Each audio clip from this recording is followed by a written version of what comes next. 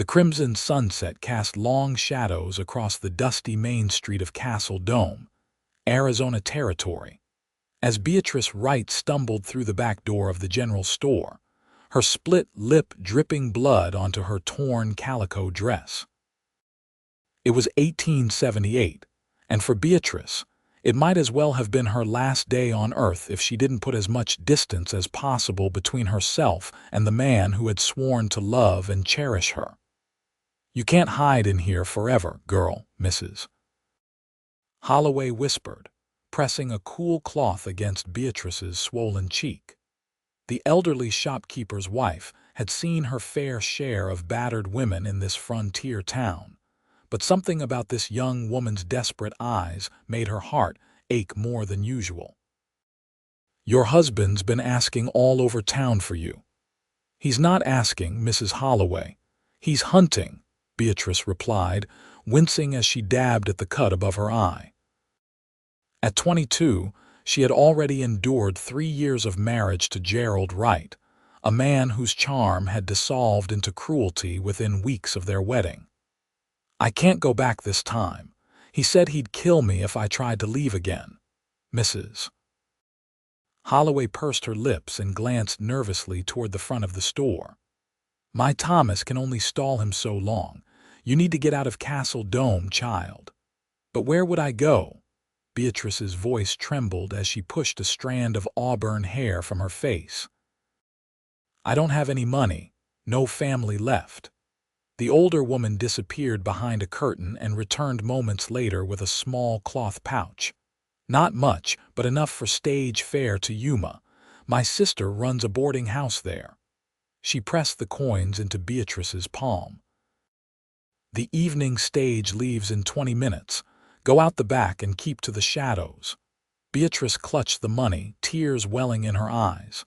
"I can never repay. You can repay me by living," Mrs. Holloway cut her off, already ushering her toward the rear exit. "Now go, and Beatrice, don't look back." The alleyway behind the general store was mercifully empty as Beatrice slipped out into the fading light. She kept close to the buildings, ducking behind barrels and crates whenever someone passed. Her heart hammered against her ribs as she made her way toward the stagecoach office at the edge of town. She was nearly there when a rough hand clamped down on her shoulder, spinning her around with such force that she nearly lost her balance. "Thought you could just disappear, did you?" Gerald's whiskey-soured breath hit her face as he towered over her. At 35, he stood well over 6 feet tall, his once handsome face now perpetually twisted with anger. "After everything I've done for you." "Gerald, please," Beatrice whispered, desperately looking around for help, but the street had emptied as dusk settled in. "I just needed some air." "With your belongings packed." He held up the small bundle she had hastily prepared earlier that day. "You ungrateful whore. I pulled you out of nothing, gave you my name, and this is how you repay me." Before she could respond, his open palm connected with her cheek, sending her sprawling into the dirt. The coins from Mrs. Holloway scattered across the ground, glinting in the last rays of sunlight. "Planning to steal from me too," Gerald snarled, reaching down to grab her by the hair. "That's quite enough." The voice was steady and cold as steel. Both Beatrice and Gerald turned to see a tall figure standing a few yards away, silhouetted against the sunset. As he stepped forward, Beatrice could make out a lean, weather-beaten face partially obscured by the shadow of his wide-brimmed hat. Dusty trail clothes and a worn leather vest marked him as a traveler, but the Colt revolver strapped low on his hip suggested he was more than just a drifter. "This ain't your concern, stranger," Gerald spat, maintaining his grip on Beatrice's hair. "When a man beats a woman in the street, it becomes everybody's concern," the stranger replied, taking another step forward. His boots made no sound in the dirt, a hunter's walk. "Let her go." Gerald released Beatrice with a shove, squaring his shoulders as he faced the newcomer. "This is my wife, and she's coming home with me." The stranger's eyes, clear blue and unnervingly steady, flicked briefly to Beatrice's battered face before returning to Gerald. "Doesn't look to me like she wants to go anywhere with you." Gerald's hand drifted toward the knife at his belt. "You best move along before you find yourself in trouble." With a movement so swift Beatrice barely saw it happen, the stranger's revolver appeared in his hand, though he kept it pointed at the ground. "I'm already in it. Now back away from the lady." For a tense moment, Gerald seemed to consider his options, his gaze darting between the gun and the man holding it. Finally, he spat in the dirt and took a step back. "Fine. Take the ungrateful bitch. But this isn't over," he snarled at Beatrice. "I'll find you. You belong to me." The stranger moved forward, positioning himself between Beatrice and Gerald.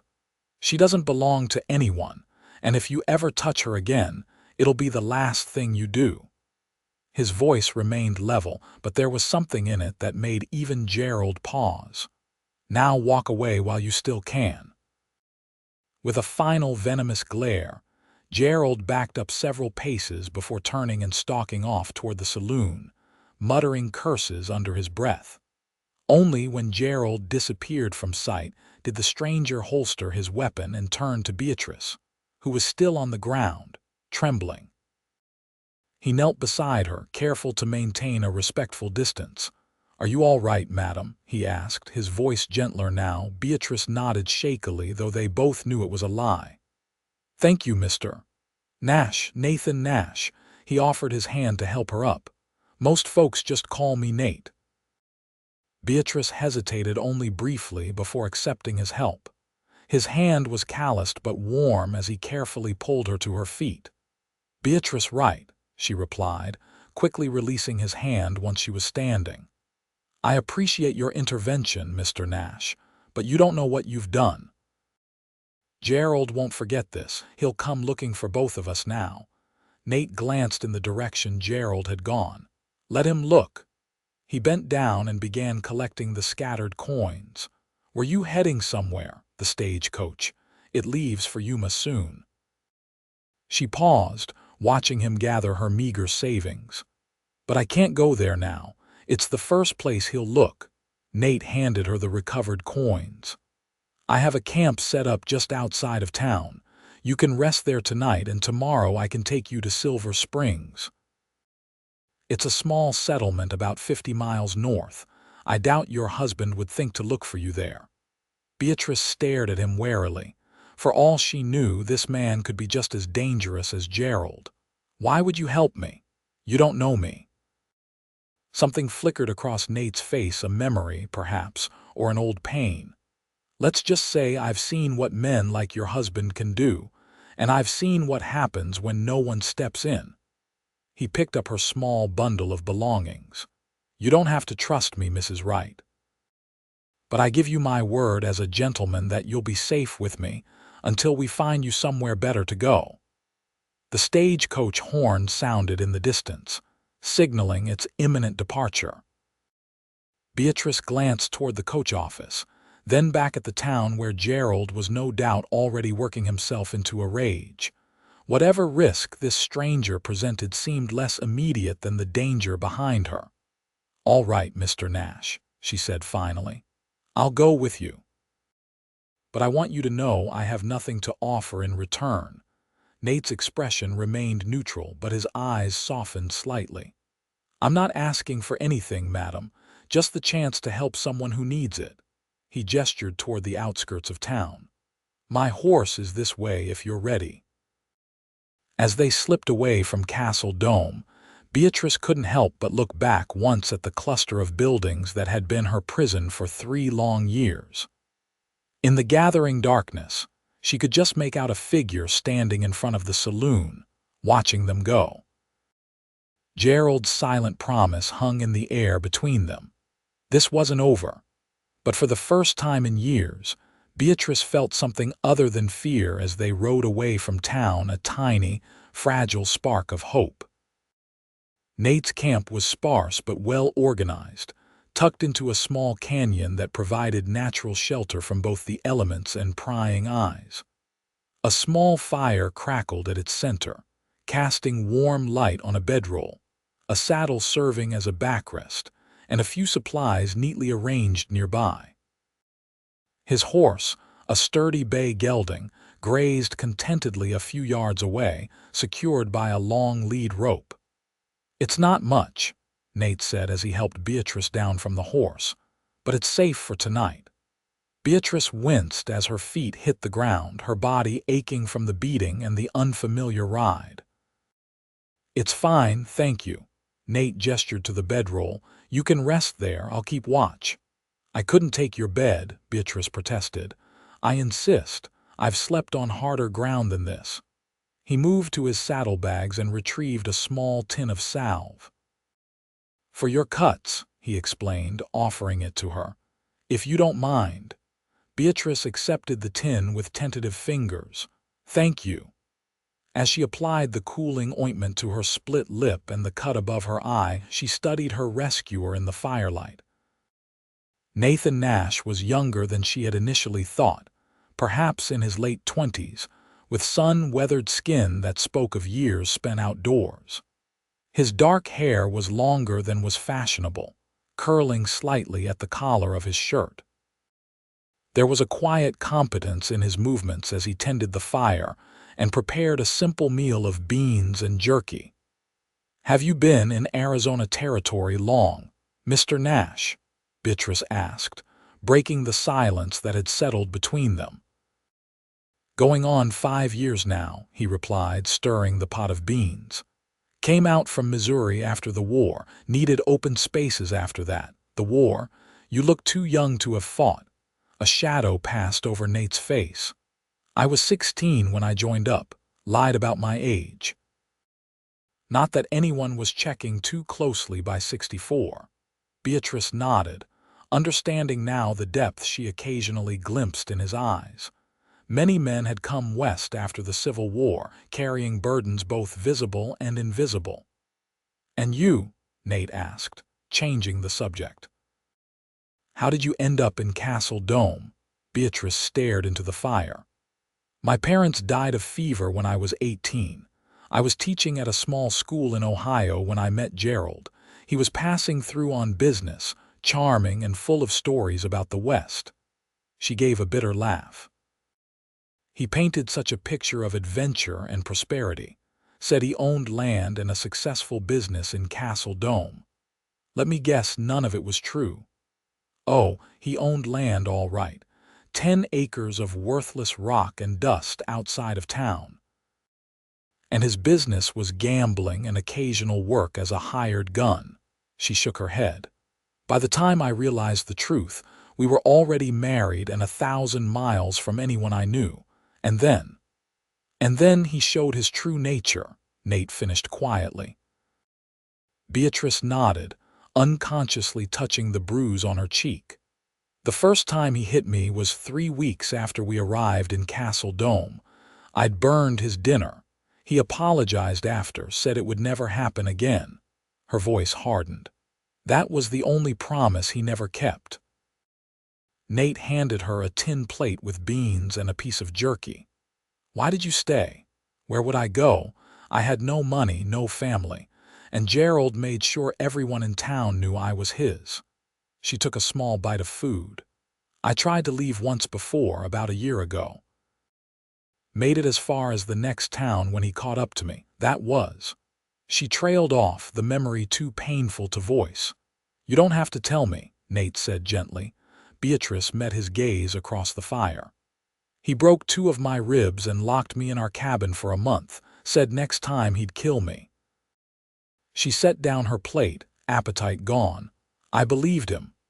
"He'll never touch you again," Nate stated with quiet certainty. "I promise you that."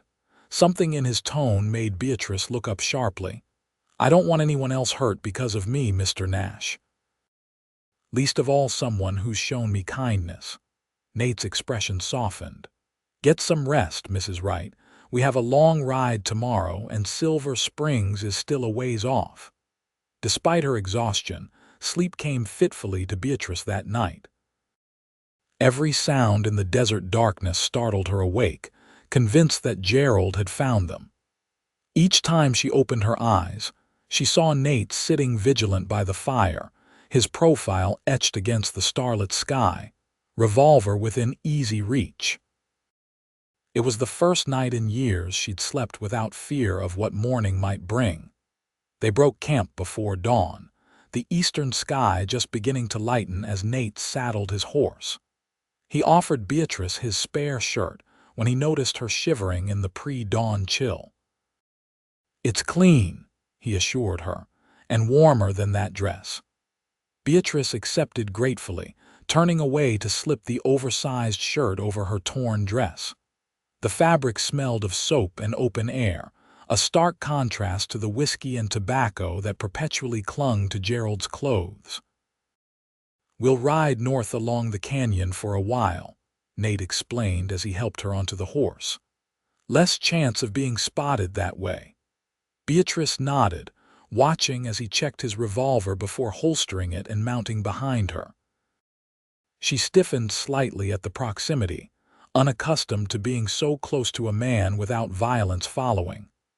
"I'll try not to crowd you," Nate said quietly, seeming to sense her discomfort. "But it's easier on the horse this way." As they rode, the sun climbed higher in the sky, turning the desert landscape into a tapestry of reds and golds. Beatrice found herself relaxing incrementally, the rhythm of the horse's gait and the solid presence behind her lulling her into a sense of security she hadn't felt in years. "How do you know Silver Springs?" she asked as they paused to rest the horse in the shade of an outcropping. Nate handed her a canteen of water. "I worked a silver claim there for a while. Good people, mostly. Small enough that newcomers are noticed, but not so small that they are unwelcome." He took a drink from the canteen after she handed it back. "There's a widow there, Martha Kingsley, runs a boarding house and is always looking for help. Figured she might have a place for you." "And what will you do after you deliver me safely?" Nate squinted at the horizon. "Continue on my way, I suppose. I've been scouting land up north, thinking of starting a small ranch." He glanced at her. "I've been drifting long enough." Before Beatrice could respond, Nate suddenly stiffened, his hand moving to his revolver as he scanned the ridgeline above them. "We need to move, now." Beatrice followed his gaze but saw nothing. "What is it?" "Dust cloud coming fast from the southwest. Could be nothing, but I don't like to take chances." He helped her back onto the horse, mounting quickly behind her. "Hold on tight." They rode hard for the next hour, keeping to the rougher terrain where the horse's tracks would be more difficult to follow. Beatrice clung to the saddle horn, her body aching with each jarring stride, but she made no complaint. The fear of what or who might be behind them was far greater than any physical discomfort. As the sun reached its zenith, they crested a small rise, and Nate finally slowed the horse to a walk. Below them stretched a broad valley bisected by a ribbon of green that marked a small stream. "We'll rest there," Nate decided, pointing to a cluster of cottonwoods along the water. "Horse needs a break, and so do you." The shade of the cottonwoods was a blessed relief after hours in the sun. Beatrice sank gratefully to the ground while Nate led the horse to drink from the stream. When he returned, his expression was grim. "Someone's definitely following us," he said without preamble. Saw the dust again from the ridgeline. Beatrice's heart sank. Gerald, can't be sure, but it would be quite a coincidence otherwise. Nate crouched beside her. "How many men would ride with him?" "Depends on who he could convince," Beatrice replied, trying to think clearly despite her rising panic. "He has friends at the saloon, not good men, and he might have hired others." Nate nodded, his eyes constantly scanning their surroundings. "We have a few options. We can try to outrun them, but they'll have fresh horses. We can stand and fight, but I'd rather avoid that if they outnumber us significantly." "Or," Beatrice prompted, sensing he had another idea, "or we can hide. There's an old Apache trail that cuts through the mountains ahead." Narrow and dangerous, but if we can reach it before they spot us, we might lose them entirely. Beatrice didn't hesitate. The trail, then.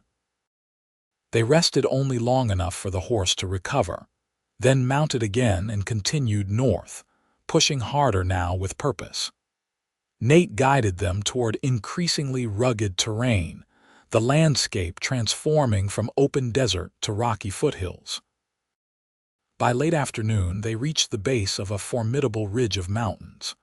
There, Nate pointed to what looked like nothing more than a game trail winding up the steep slope.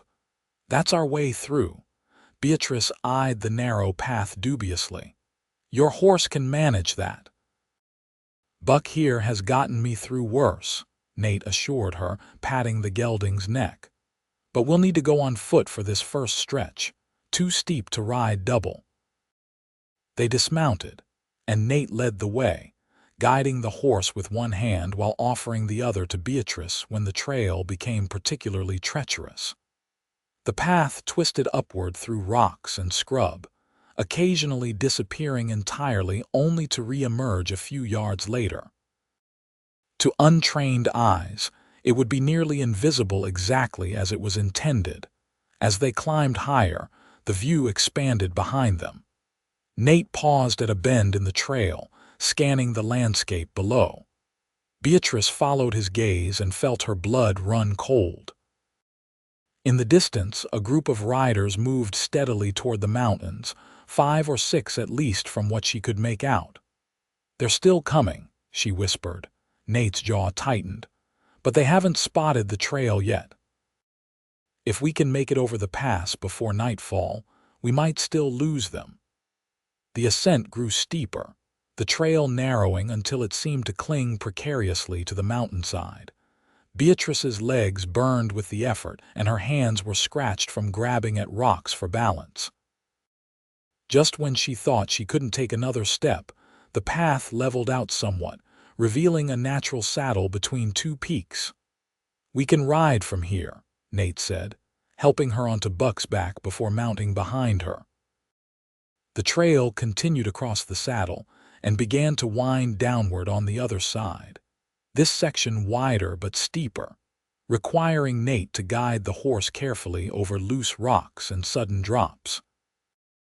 As they descended, the shadows lengthened across the mountain, the sun sinking rapidly toward the horizon. "There's a place we can shelter for the night just ahead," Nate told her, his voice close to her ear. "An overhang with a small spring. We should be safe there." The overhang turned out to be a shallow cave set into the mountainside, invisible from more than a few yards away. A tiny spring bubbled from the rock at the back, forming a small pool before disappearing again into the earth. The ground inside was relatively flat and dry, big enough for 2 people to sleep comfortably. "How do you know about this place?" Beatrice asked as Nate unsaddled Buck and secured him where he could reach both water and a patch of sparse grass. "Spent some time with the Apache after the war," he replied. "Learned their trails, their hiding places." He began gathering material for a small fire. "They taught me how to move through this country without being seen." "Why would they teach you that?" Nate was quiet for a moment, arranging stones for a fire ring. "I saved the chief's son from some soldiers who'd caught him alone. The boy had done nothing wrong, was just hunting on what had always been his people's land." His voice hardened slightly. "The soldiers were going to kill him for sport." Beatrice watched as Nate efficiently built a small, nearly smokeless fire in the deepest part of the overhang where its light wouldn't be visible from outside. "What did you do?" "What needed doing," he said simply. "After that, I lived with the Apache for almost a year. Learned more from them than I had in all my years before." As darkness fell completely, they shared the last of their provisions, jerky, hardtack, and water from the spring. The cave grew chilly despite the small fire, and Beatrice found herself shivering again. Without a word, Nate removed his coat and placed it around her shoulders. "Get some sleep," he said. "I'll keep first watch." You need rest too, Beatrice protested. I can watch for a while. Nate seemed about to refuse, then reconsidered. All right, I'll wake you in a few hours. Beatrice settled against the cave wall, pulling Nate's coat tighter around her. Despite her exhaustion, sleep remained elusive as her mind raced through the events of the past 2 days. How quickly life could change from the familiar horror of Gerald's house to this strange journey with a man she barely knew but whose presence gave her more comfort than she'd felt in years. "Mr. Nash," she said softly into the darkness. "Nate," he corrected gently. "After all this, I think we can dispense with formalities." "Nate, then," she paused. "Why are you really helping me? And don't say it's just because you saw someone in trouble." In the dim light of the dying fire, she saw him consider his answer carefully. "Because I know what it's like to feel trapped," he finally said. "To believe there's no way out." He poked at the embers with a stick. "And because no one should have to live in fear of someone who claims to love them." Something in his tone made Beatrice wonder if he spoke from more than general principle, but she didn't press. Instead, she said, "Thank you. Not just for helping me escape, but for—" She struggled to find the words. "For treating me like a person worth saving." Nate's eyes met hers across the small fire. "You've always been worth saving, Beatrice. I'm just sorry no one did it sooner." It was the kindest thing anyone had said to her in longer than she could remember, and Beatrice felt tears prick her eyes. She turned away quickly, not wanting him to see her cry again. "Get some rest," Nate said softly. "Tomorrow will be another long day." Beatrice closed her eyes, and this time sleep came more easily, the steady sound of Nate's breathing a reassuring rhythm in the quiet cave. She woke to his hand on her shoulder, gentle but urgent. The fire had burned down to nothing, and the cave was pitch black except for the faint starlight filtering in from the entrance. "Someone's coming," he whispered. "Stay here and stay quiet." Before she could respond, he had slipped away, moving silently toward the cave mouth. Beatrice held her breath, straining to hear what had alerted him. At first, there was nothing but the soft whisper of the night breeze. Then she heard it. The distant clatter of hooves on stone, the murmur of men's voices. Minutes stretched like hours as Beatrice huddled in the darkness, fear a cold knot in her stomach. Finally, Nate returned, his outline barely visible against the night sky. "Riders," he confirmed, his voice barely audible. "5 of them coming up the trail. They've got torches." "Gerald?" Beatrice asked, though she already knew the answer. I recognized his voice. "They're searching the mountain, but they haven't found this trail yet." Nate moved to where Buck stood, quickly gathering their belongings. "We need to move now. There's another way down the mountain, harder but less likely to be discovered." Beatrice scrambled to her feet, pulling on Nate's coat. "I'm ready." They led Buck from the cave, Nate guiding them away from the main trail and into what seemed like impenetrable darkness. How he found his way, Beatrice couldn't fathom, but she followed trustingly, one hand on Buck's bridle, the other clutching Nate's sleeve. The new trail was hardly worthy of the name, a treacherous scramble down slopes that felt near vertical in the darkness. More than once, Beatrice slipped, only Nate's quick reflexes preventing a dangerous fall. The horse moved with surprising sureness, though Beatrice could sense his nervousness in the way he snorted softly at particularly difficult passages. They had descended perhaps halfway down the mountain, when a shout echoed from somewhere above them, followed by the distant flare of torchlight.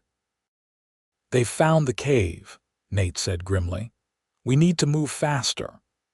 The descent became even more perilous as they abandoned caution for speed. Beatrice's hands were raw from grabbing at rocks and branches, her legs trembling with exhaustion. Just when she thought she couldn't go any further, the ground began to level out, the slope gradually becoming less severe until they reached the base of the mountain. Ahead stretched open desert, silver washed in the pale light of a rising quarter moon. Behind them, torches dotted the mountainside like fallen stars as their pursuers continued to search. "We can ride now," Nate said, helping Beatrice onto Buck before mounting behind her. "There's a place about 10 miles east where we can rest during the day, an old line shack in a hidden canyon. Gerald and his men won't find it." They rode hard through the remainder of the night, the miles falling away beneath Buck's steady gait. As dawn broke over the eastern horizon, they reached a narrow canyon entrance, barely wide enough for the horse to pass through. The passage twisted sharply several times before opening into a small, sheltered valley with a trickle of a stream and enough grass to satisfy Buck for a day's rest. The line shack was little more than a crude cabin built against the canyon wall, half collapsed, but with one corner still intact enough to provide shelter. Nate helped Beatrice dismount, catching her when her legs nearly gave way beneath her. "Easy," he murmured, supporting her weight until she could stand on her own. "You've pushed yourself hard." "So have you," she replied, noticing for the first time the lines of fatigue etched around his eyes. "I've had worse nights," he said with a hint of a smile. "Let me see to Buck, then we can both get some rest." While Nate tended to the horse, Beatrice examined the cabin. Despite its dilapidated condition, the remaining corner was dry and relatively clean. She cleared away some debris and laid out their bedrolls, grateful for any place to rest her aching body. When Nate returned, he carried water from the stream in his canteen and a handful of small, red berries. "Found these growing by the water," he explained, offering them to her. "Not much of a breakfast, but they're sweet and safe to eat." Beatrice accepted them gratefully, the tart sweet juice exploding in her mouth. "Do you think we lost them?" she asked between mouthfuls. Nate sat heavily on his bedroll, running a hand through his dust-streaked hair. "For now. But Gerald strikes me as a man who doesn't give up easily when his pride is wounded." "He isn't," Beatrice confirmed quietly. "And he'll see this as more than wounded pride. He'll see it as theft, as though I were property stolen from him." Nate's expression darkened. "You're not property, Beatrice." "You never were." "I know that," she said, meeting his gaze steadily. "Now, but for 3 years I almost believed otherwise." She looked down at her hands, at the thin gold band she still wore. With sudden resolve, she twisted it off her finger and held it up. "I won't be his anymore. Not in any way." She moved to the cabin entrance and, with all her strength, threw the ring out into the canyon. The small gold circle glinted once in the sunlight before disappearing among the rocks and scrub. When she turned back, Nate was watching her with an expression she couldn't quite read, respect, perhaps, mixed with something deeper. "Get some sleep," he said softly. "I'll keep watch." "You need rest too," Beatrice insisted. "Gerald won't find this place, not today at least." Nate hesitated, then nodded, stretching out on his bedroll. "Wake me if you hear anything at all." Beatrice promised she would, then settled herself at the cabin entrance where she could see the approach to the canyon. The morning sun warmed her face, and despite her intention to stay vigilant, exhaustion soon pulled her into a deep sleep. She woke with a start, disoriented, to find the sun high overhead and Nate no longer on his bedroll. Panic flared briefly until she spotted him kneeling by the stream, filling their canteens. Relief washed through her, followed immediately by shame at how quickly fear had gripped her. "How long was I asleep?" she asked as he returned to the cabin. "A few hours. You needed it." He handed her a canteen. "How are you feeling?" Beatrice took a long drink before answering. "Better. Still sore, but better." She touched her face gingerly, feeling the swelling had reduced somewhat. "How much further to Silver Springs?" "Another day's ride if we take it easy." Nate sat beside her in the shade of the cabin. "We'll leave at dusk, travel through the night again. safer that way. Beatrice nodded, then asked the question that had been nagging at her since they fled the cave. What happens when we get there? Gerald won't just give up. No, he won't, Nate agreed, his expression serious. But Silver Springs has a marshal, a good man named Sullivan. Once we explain the situation, he can help protect you. And you, Beatrice pressed. Gerald will come after you too. I can handle myself. When Beatrice looked unconvinced, he added, I've dealt with men like Gerald before. They're dangerous because they're cowards, and cowards are unpredictable, but they're also less threatening when confronted directly. You don't know Gerald, Beatrice said quietly. He's killed men for less than what you've done. Nate's expression didn't change. Then I'll just have to be careful. He stood, offering his hand to help her up. Come on. While we have daylight, I want to show you something that might help if we get separated. He led her to the back of the canyon where the walls narrowed to form a natural chimney. This leads to a plateau above. If anything happens and we get separated, climb this and head north. The plateau runs for about 5 miles before sloping down into a valley. Follow that valley east and you'll eventually reach the Silver Springs Road. Beatrice examined the narrow passage. It looked like a difficult climb, but not impossible. Have you climbed this before? Once, with my Apache friends. Nate pointed to barely visible handholds in the rock. It's easier than it looks, especially in daylight. They spent the remainder of the day resting and preparing for the night's journey. Nate hunted successfully for jackrabbit, which they roasted over a small, smokeless fire. As they ate, Beatrice found herself studying her companion more openly, noting the competent way he moved, the alertness that never quite left his eyes even when he smiled. Have you always lived like this? She asked. Moving from place to place, always ready for danger. Nate considered the question, chewing thoughtfully. Not always. I grew up on a farm in Missouri, had a normal enough childhood until the war came. He paused, his gaze distant. After that, staying in one place felt confining. But you said you're thinking of settling down now, starting a ranch. Time comes when a man gets tired of having no place to call his own, he replied with a slight shrug. No one to come home to. The implication hung in the air between them, unspoken but present. Beatrice looked away, suddenly conscious of how close they were sitting, how comfortable she had become in his presence in such a short time. And what about you? Nate asked, changing the subject. What will you do in Silver Springs? Beatrice poked at the fire with a stick, watching the embers glow. Start over, I suppose, find work, make a new life. She gave a small, humorless laugh. I was a teacher once.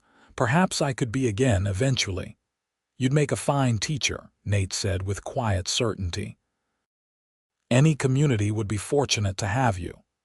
The sincerity in his voice brought unexpected heat to Beatrice's cheeks. Thank you, she murmured, unused to such straightforward praise. As dusk approached, they packed their few belongings and prepared to leave the sanctuary of the hidden canyon. Nate saddled Buck while Beatrice gathered their remaining food and filled the canteens one last time. The familiar routine already felt natural, as though they had been traveling together for months rather than days. They rode out as the first stars appeared, following a route that kept them among rocky outcroppings and sparse forest when possible. Nate explained that such terrain would both conceal their passage and slow any pursuit. The night was clear and cool, the vast sweep of the Milky Way arching overhead like a river of light.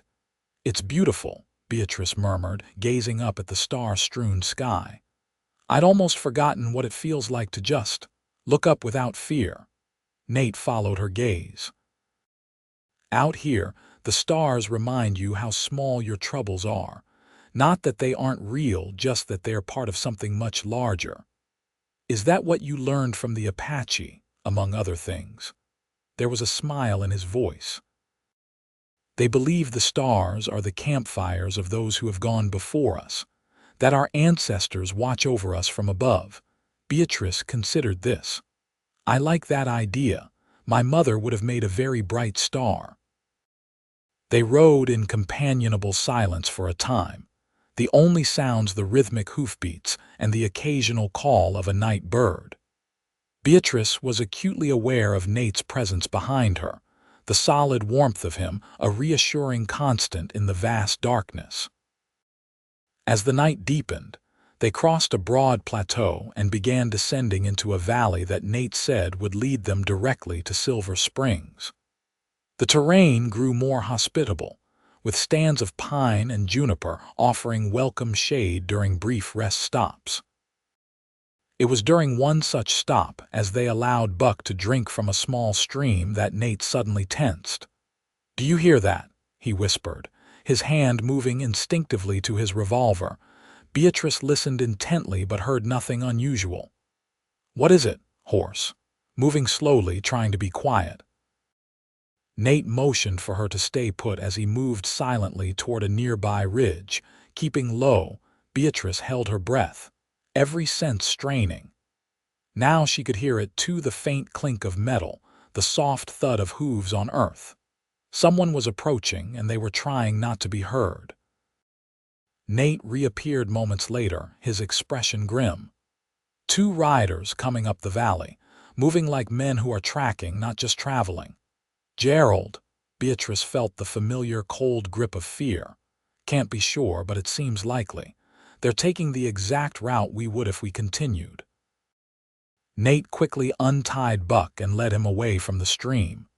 "We need to change course.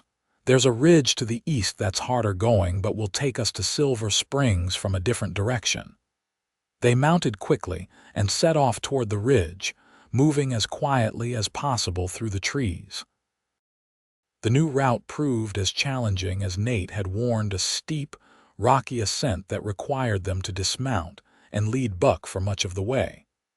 By the time they reached the top, the eastern sky had begun to lighten with the first hint of dawn. Nate guided them to a vantage point where they could survey the valley they had just left. In the growing light, Beatrice could make out two riders moving slowly along the path they would have taken. Even from this distance, she recognized the broad-shouldered silhouette of her husband. "He's following our trail," she whispered, a tremor in her voice despite her efforts to remain calm. "He's following where he thinks we'll go," Nate corrected, his eyes narrowing as he studied the riders. "He doesn't know we've changed course." He turned to Beatrice. "Silver Springs is just beyond that far ridge. If we push hard, we can be there by mid-morning." The sun was climbing toward its zenith by the time they crested the final ridge, and Silver Springs came into view below them. From this height, Beatrice could see it was larger than she had expected, not just a settlement but a proper town with several streets, a church spire rising above the rooftops, and what looked like a small commercial district at its center. "It's bigger than Castle Dome," she observed, hope rising within her at the sight of civilization. "It's grown since I was here last," Nate agreed. "Silver Mine must be doing well." He pointed to a substantial building at the edge of town. "That would be Martha Kingsley's boarding house. And there's the marshal's office, next to the general store." As they descended toward the town, Beatrice became increasingly aware of her appearance. Her dress was torn and dirty, her hair tangled from days on the trail.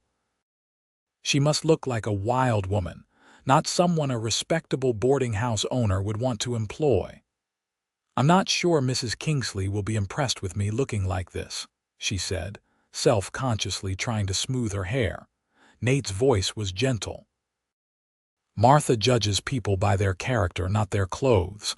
But if it makes you feel better, we can stop at the general store first. Get you whatever you need." Beatrice shook her head. "I can't let you spend more money on me, Nate. You've done too much already." "Consider it a loan, then. You can repay me when you're settled." When she still hesitated, he added, "Please, Beatrice, let me do this." There was something in his eyes that made further protest impossible. Beatrice nodded, a lump in her throat at this additional kindness. They entered Silver Springs from the north, drawing curious glances from townsfolk as they made their way down the main street. Nate guided Buck directly to the general store, dismounting first and then helping Beatrice down. Her legs were stiff from the long ride, and she stumbled slightly, Nate's hands lingering at her waist to steady her. "Thank you," she murmured, suddenly flustered by his proximity, by the concern in his eyes as he examined her face in the clear light of day. "Your bruises are healing," he observed, his voice low. "But we should still have the doctor look at you once you're settled." The bell above the store door jangled cheerfully as they entered. The proprietor, a thin man with spectacles perched on the end of his nose, looked up from his ledger with mild curiosity that quickly transformed to recognition when he saw Nate. "Well, I'll be Nathan Nash as I live and breathe." He came around the counter with his hand extended. "Didn't think we'd see you back in these parts." Nate shook the man's hand warmly. "Good to see you too, Mr. Phillips. How's business?" "Can't complain, can't complain. Mine's producing well and the town's growing." Phillips's gaze shifted to Beatrice, taking in her battered appearance with concern rather than judgment. "And who might this young lady be?" "This is Mrs. Beatrice Wright," Nate said. "We've had a difficult journey. Mrs. Wright needs some new clothes and personal items." "Whatever she wants, put it on my account." Phillips's eyebrows rose slightly at the misses, but he asked no questions, instead turning to Beatrice with a kind smile. "My wife handles the ladies' section. Let me call her for you, Mrs." Phillips proved to be as tactful as her husband, helping Beatrice select a practical but attractive calico dress, undergarments, a shawl, and basic toiletries without prying into her circumstances. While the women were occupied, Nate spoke quietly with Mr. Phillips, occasionally glancing toward the door as though expecting trouble. When Beatrice emerged from the back room in her new dress, her face freshly washed and her hair neatly braided, Nate's expression made her heart skip. There was admiration there, certainly, but also something deeper that she dared not name. "You look," he began, then seemed to think better of whatever he had been about to say. "Better rested," he finished instead. "Amazing what clean clothes can do," she replied with a small smile. "Thank you, Nate, for everything."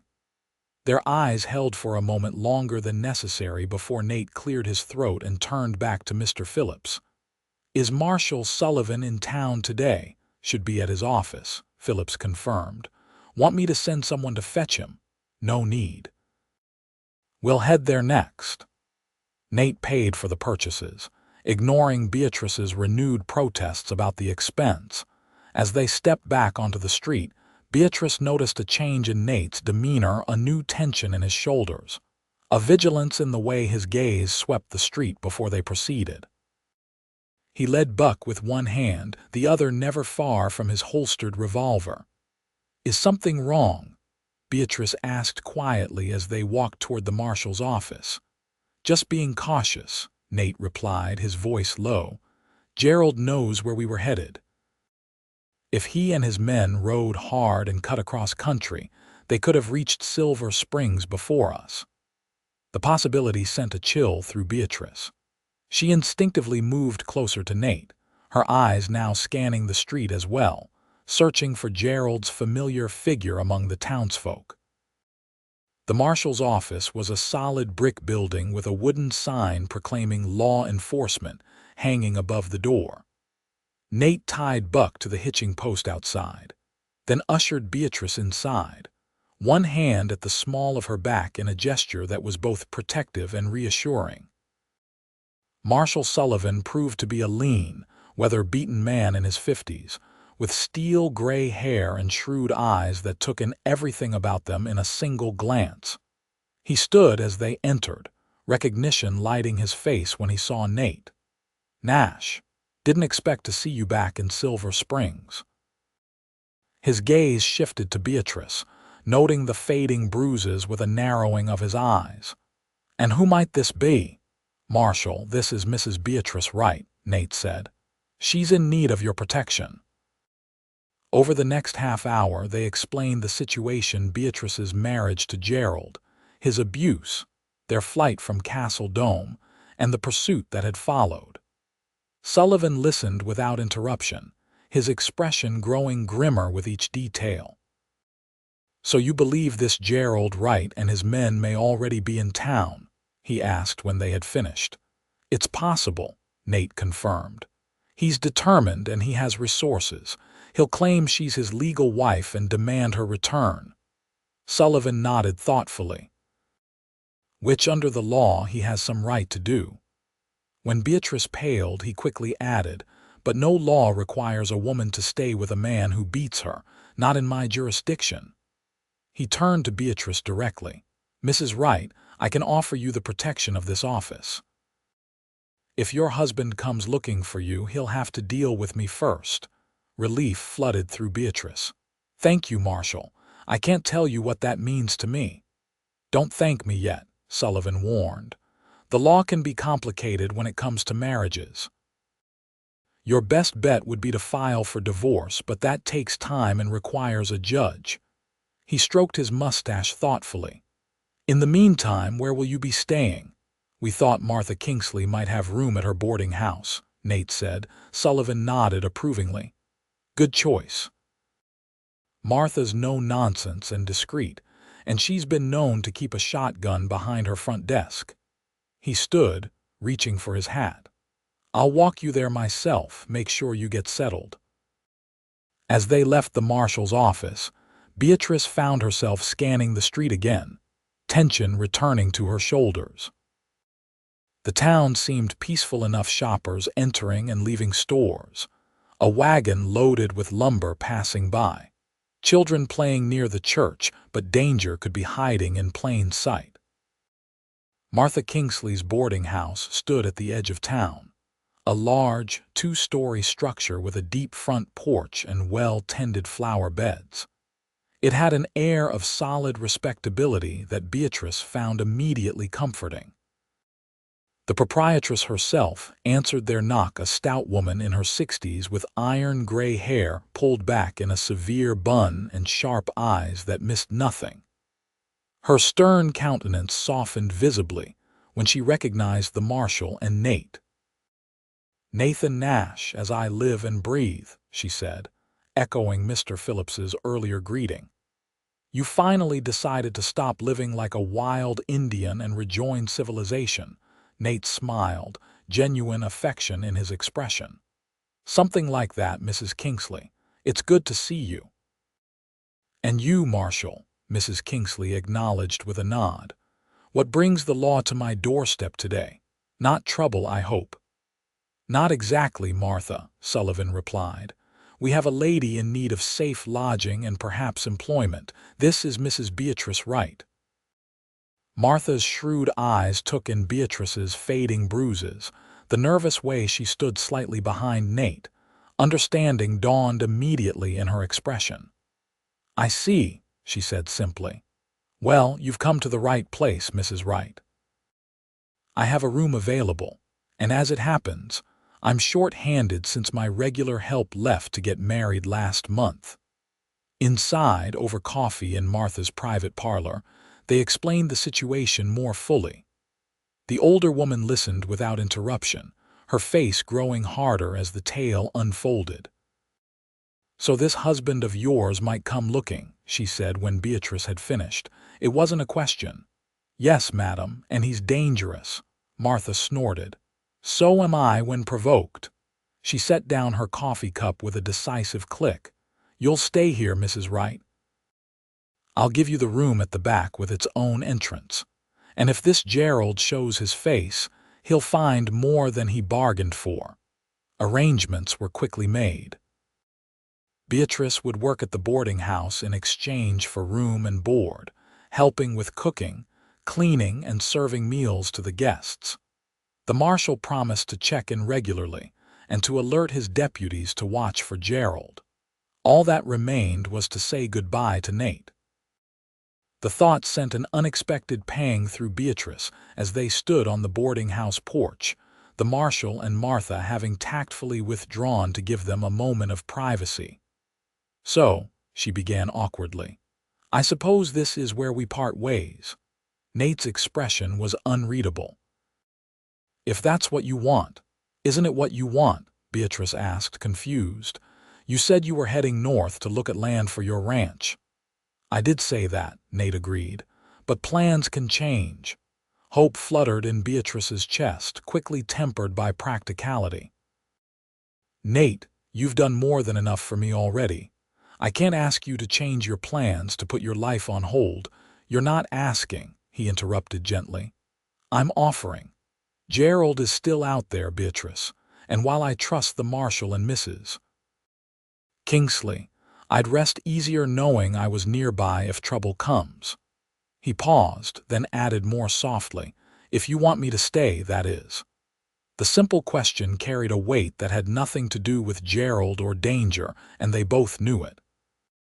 In the few days they had spent together, something had grown between them, a connection formed in crisis but built on mutual respect and growing affection.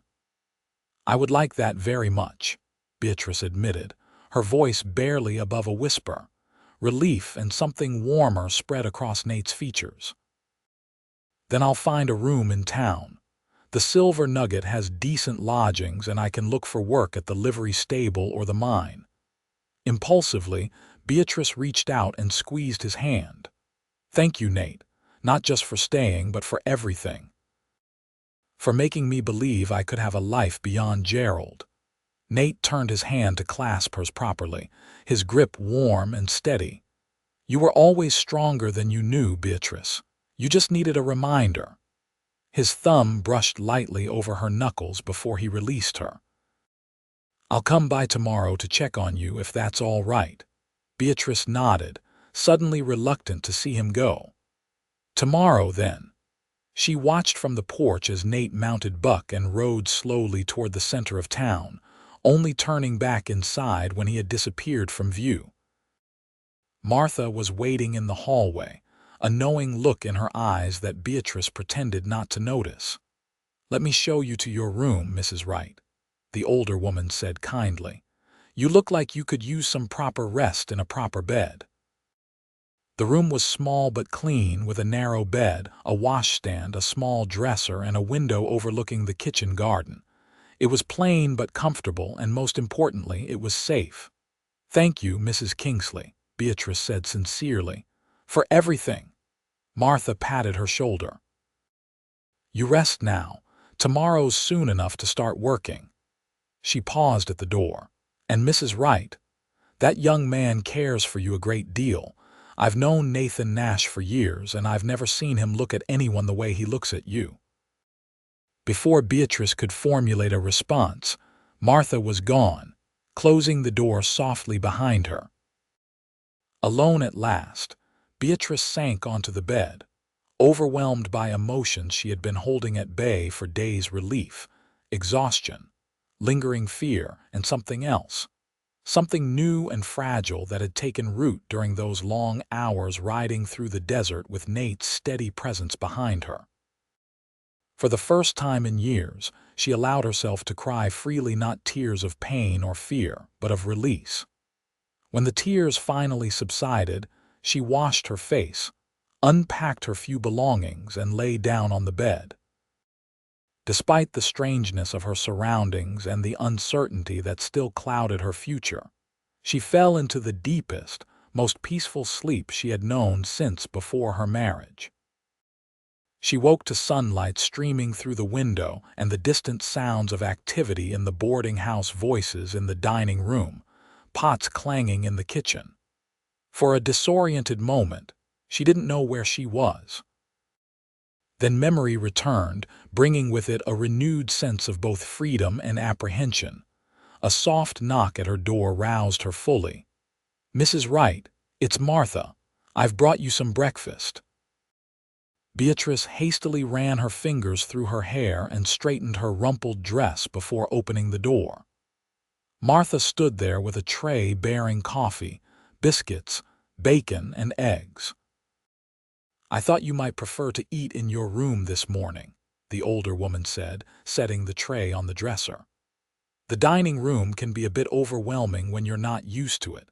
6 miners, 2 drummers, and a cattle buyer, all wanting attention at once." "Thank you, but I don't want to be any trouble." "Nonsense," Martha interrupted briskly. "You needed the rest. Besides, young Nash is waiting in my parlor, and I thought you might want to freshen up before seeing him." Beatrice felt her cheeks warm. "Nate is here, already." Arrived at the crack of dawn, looking like he hadn't slept a wink. There was a hint of amusement in Martha's voice. "Said he wanted to make sure you settled in all right.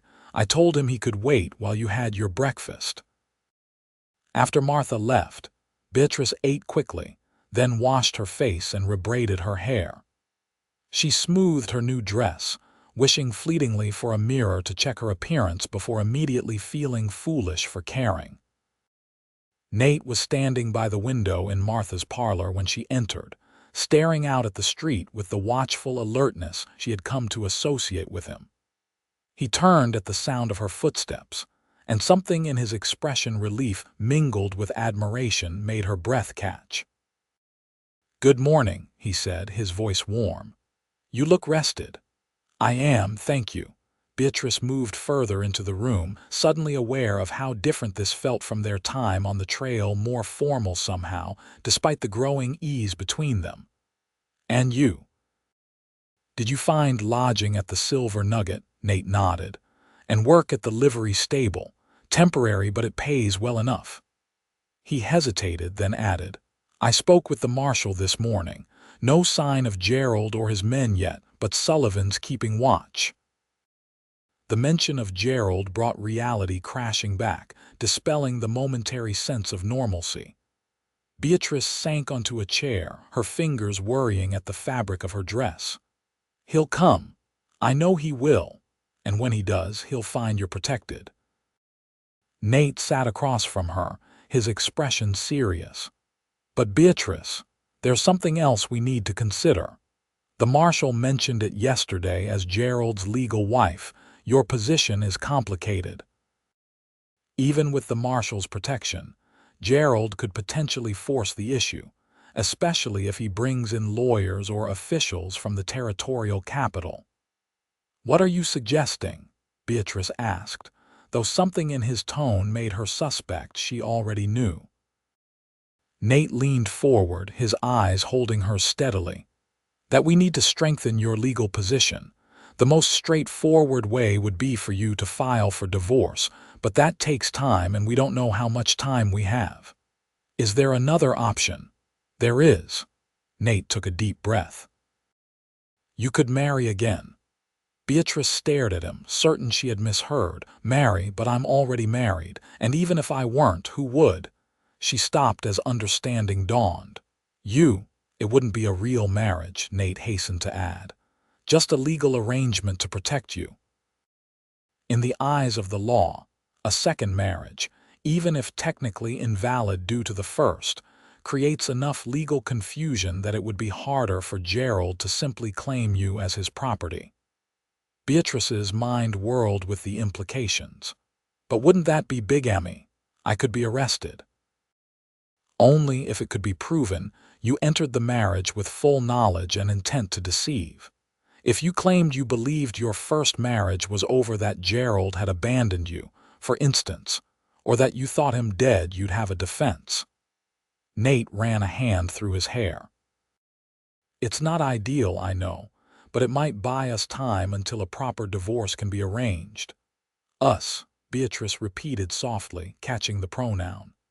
"Nate, I can't ask you to do this, to tie yourself to me legally, even temporarily." "What about your plans, your future?" Nate's expression softened. "My future isn't set in stone, Beatrice, and right now, making sure you're safe is what matters to me."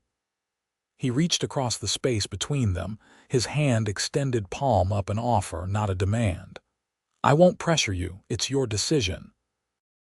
But I want you to know that if you decide this is the best course, I'm willing. Beatrice looked at his outstretched hand, then up at his face, the face of a man who had risked his life for her, who had shown her nothing but respect and kindness since the moment they met. A man she was beginning to care for more deeply than she had thought possible. Slowly, she placed her hand in his. "All right," she said quietly. "If you're certain this is the best way to protect me, then I agree." Nate's fingers closed gently around hers, his thumb tracing a small circle on her palm. "We'll speak to the marshal," he said, "and find a justice of the peace. The sooner we do this, the better." They sat like that for a long moment, hands joined, the weight of what they had agreed to settle between them. Finally, Beatrice broke the silence. "What will people think? About us, I mean." Nate considered this. "That we're moving fast, certainly. But it's not unheard of in these parts for courtships to be brief." A smile touched his lips. "And anyone who sees us together might not find it so hard to believe we'd want to marry quickly." The implication brought heat to Beatrice's cheeks again. "Nate, I'm not presuming anything, Beatrice," he assured her quickly. "This arrangement is for your protection, nothing more. You have my word on that." Despite his reassurance, something in his eyes told a different story, one of possibilities neither of them was ready to voice aloud. Marshal Sullivan was initially skeptical of their plan, but came to see the strategic value after Nate explained the legal reasoning.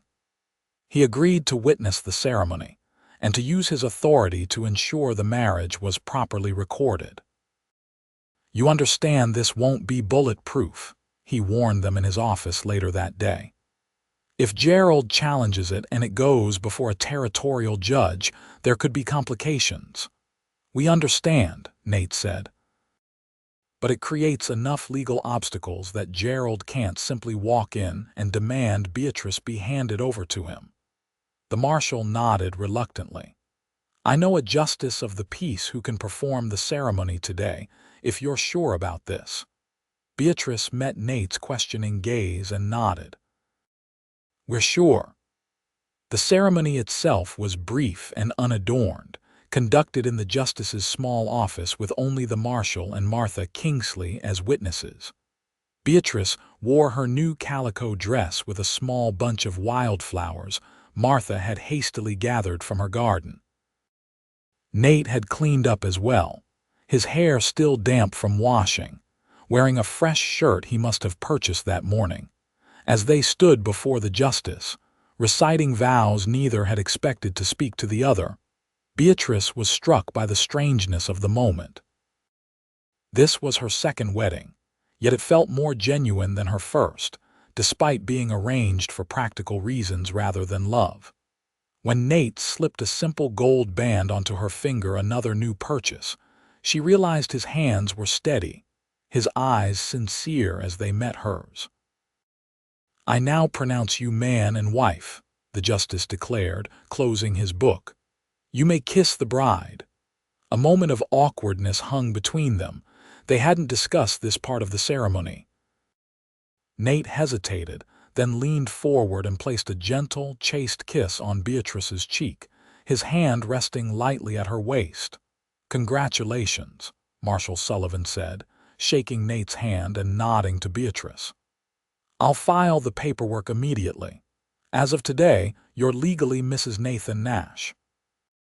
The name felt strange on her ears, yet not unwelcome. Beatrice Nash.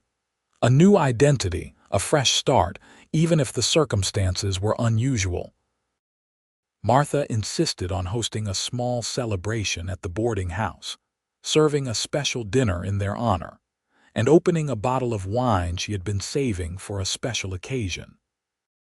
The other boarders, curious about the sudden wedding, offered congratulations with varying degrees of sincerity, clearly wondering about the story behind the union but too polite to ask directly. As evening approached, the inevitable question arose: where would the newlyweds spend their first night? Martha pulled Beatrice aside as the dinner was winding down. "I've prepared the corner room for you and Nathan," she said in a low voice. "It's our largest with a proper double bed." When Beatrice's eyes widened, Martha patted her hand reassuringly. "I'm not presuming anything about your arrangements, my dear, but for appearance's sake, you understand." Beatrice nodded, her throat suddenly dry. Of course appearances needed to be maintained if their plan was to work. But the reality of sharing a bed with Nate was suddenly, alarmingly concrete. When the last of the well-wishers had departed and they were finally alone in the corner room, an awkward silence fell between them. Nate stood by the window, his back to her, giving her space as she took in the room: the large bed with its patchwork quilt, the washstand with fresh towels, the small vase of flowers on the dresser. "I can sleep on the floor," Nate said finally, turning to face her. "Or I could find somewhere else to stay tonight if that would make you more comfortable." "No," Beatrice said quickly. "If you left, it would look strange. People would talk." She gestured to the bed. "It's big enough for both of us. We can share it just to sleep," she added hastily. Relief and something else flashed across Nate's face. "If you're sure." "I am." And to her surprise, she realized it was true. After the intimacy of their journey, the nights spent in close proximity, the trust that had developed between them, sharing a bed seemed a small thing. They prepared for sleep with careful courtesy, taking turns using the washstand, Nate turning his back while Beatrice changed into the nightgown Martha had provided. When they finally lay side by side in the darkness, a careful space between them, Beatrice found herself acutely aware of his presence, the sound of his breathing, the warmth radiating from his body. "Beatrice," Nate's voice was soft in the darkness. "Yes." "I want you to know that I meant what I said in my vows today. I will protect you, honor you, and be faithful to you for as long as this arrangement lasts." There was a pause, then he added, "Even if it's only until your divorce from Gerald is final." The sincerity in his voice touched something deep within her. "Thank you, Nate. I meant my vows too." Another silence stretched between them, comfortable this time, before Nate spoke again. "Good night, Mrs. Nash." Despite everything, Beatrice smiled into the darkness. "Good night, Mr. Nash." She fell asleep to the steady rhythm of his breathing, feeling safer than she had in years. The next few days established a routine that felt surprisingly natural. Beatrice worked at the boarding house, helping Martha with cooking and cleaning, serving meals to the guests, and gradually getting to know the community. Nate continued his work at the livery stable, but made a point of escorting Beatrice whenever she needed to go into town, vigilant for any sign of Gerald or his men. Word of their marriage spread quickly through Silver Springs, met with curiosity but little suspicion. To most observers, they appeared to be exactly what they claimed: a newly married couple starting a life together after a whirlwind courtship. If anyone noticed the fading bruises on Beatrice's face, they were tactful enough not to mention them. On the fourth day after their wedding, Marshal Sullivan stopped by the boarding house with news. "Gerald Wright and 3 men were spotted in Copper Creek yesterday," he told them in the privacy of Martha's parlor. "That's about 20 miles south of here." Beatrice felt her heart quicken. "They're coming here, aren't they?" "Most likely," Sullivan confirmed grimly. "They were asking questions about you and Nash, described you both pretty accurately." Nate's expression hardened. "So we can expect them soon." "Probably within a day or two," the marshal agreed. "I've alerted my deputies. We'll be watching the roads into town." After Sullivan left, Beatrice paced the parlor anxiously. "Maybe we should leave, Nate. Go somewhere else, somewhere Gerald wouldn't think to look." Nate shook his head. "Running now would just make us more vulnerable. We're safer here with the marshal's protection and people who know us." He moved to her side, gently taking her shoulders to still her pacing. Besides, we need to face this. Otherwise, we'll be looking over our shoulders forever. Beatrice knew he was right, but fear still clutched at her heart. What if someone gets hurt? What if you get hurt? I won't, Nate promised, his eyes holding her steadily. Gerald Wright is a bully who preys on those he perceives as weaker than himself. When confronted directly, men like him usually back down. Usually, Beatrice repeated, unconvinced. But Gerald isn't typical, Nate. He's killed men for less than what you've done. Then we'll be prepared for that possibility too.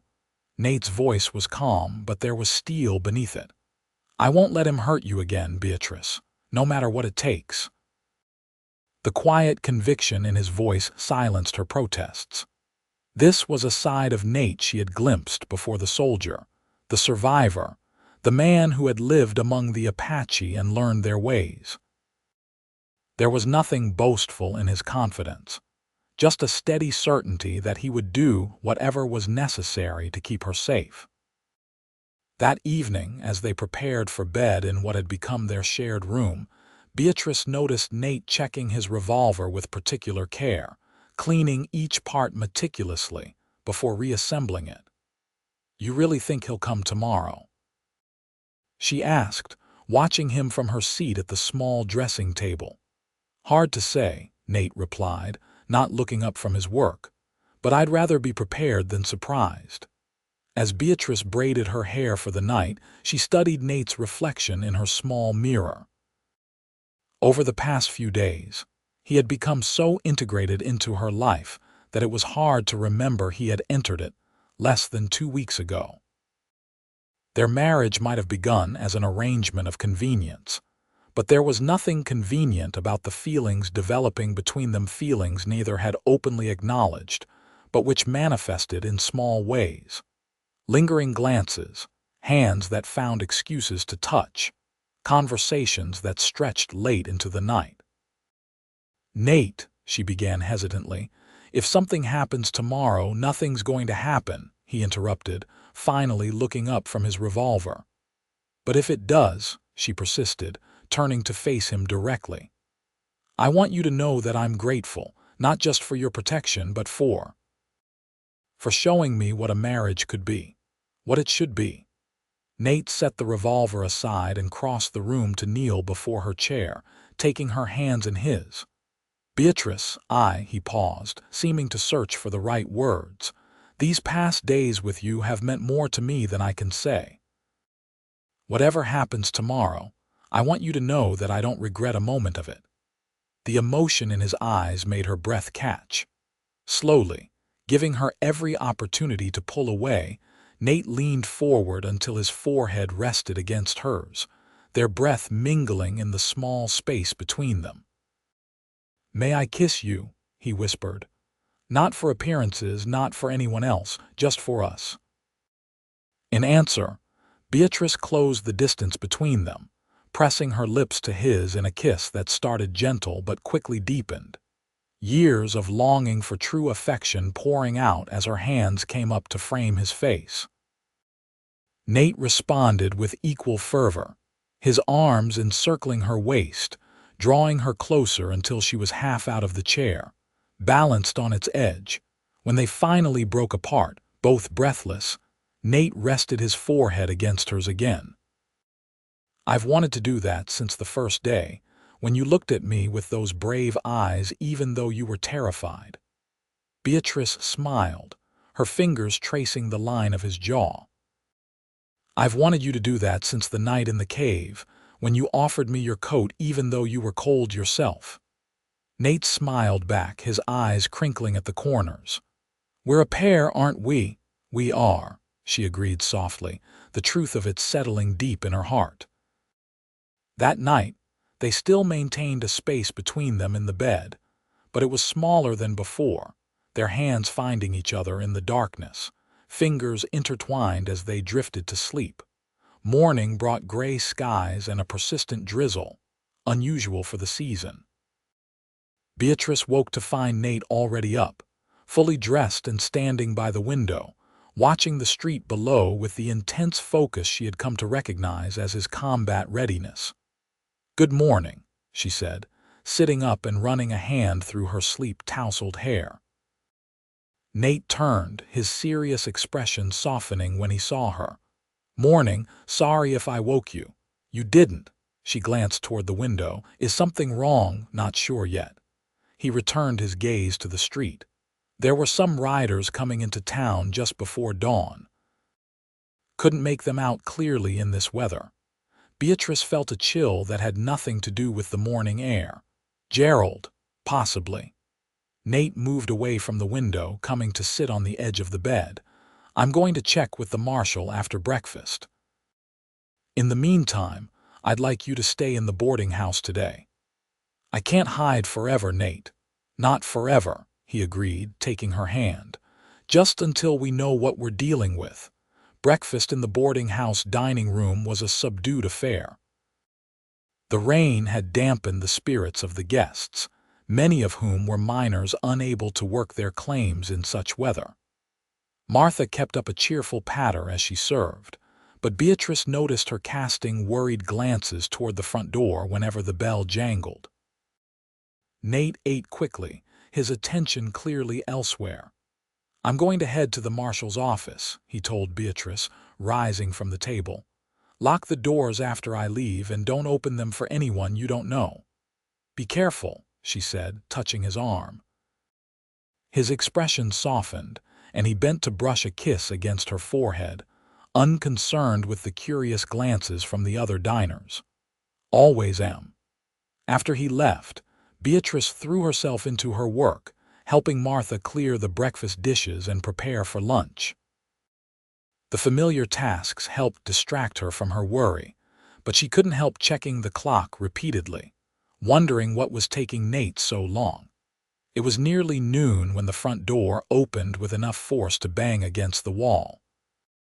Beatrice froze in the act of setting the dining room table, her heart stopping at the sight of the man standing in the doorway, water dripping from his hat and coat onto Martha's clean floor. Gerald. He looked exactly as she remembered, tall and broad-shouldered, his once handsome face twisted in a perpetual scowl, dark eyes blazing with anger as they locked onto her. Behind him stood three men, rough-looking characters with hands hovering near their guns. "There you are," Gerald said, his voice deceptively calm as he removed his hat. "Been looking for you, Beatrice." Martha appeared from the kitchen, taking in the scene with one sharp glance. "Can I help you, gentlemen?" she asked coolly, positioning herself between Beatrice and the newcomers. Gerald ignored her, his eyes never leaving Beatrice. "Get your things, wife. We're going home." Beatrice straightened her spine, forcing herself to meet his gaze despite the fear churning in her stomach. "I am home, Gerald, and I'm not your wife anymore." Rage flashed across Gerald's face, quickly mastered. "Is that what you've been telling these people? That we're not married?" He looked around the dining room, where several boarders were watching the confrontation with wary interest. "This woman is my legal wife, and she's coming with me. Anyone who tries to stop me will regret it." "The only one who's going to regret anything is you," Martha stated flatly, reaching beneath the serving table and producing a shotgun, which she leveled at Gerald's chest. "This is my establishment, and I decide who stays and who goes. Right now, I'm deciding you go." Gerald's men shifted nervously, but Gerald himself merely smiled, a cold, dangerous expression Beatrice knew too well. "You really want to die over this, old woman? Because that's what will happen if you don't lower that gun." "Nobody's dying today," came a new voice from the doorway behind Gerald. Marshal Sullivan stood there, hand resting on his holstered revolver. Behind him were two deputies, both armed. "Right," Sullivan said, nodding to Gerald. "Heard you were in town, been looking for you." Gerald turned slowly, assessing the new threat. "Marshal, this is a private matter between me and my wife."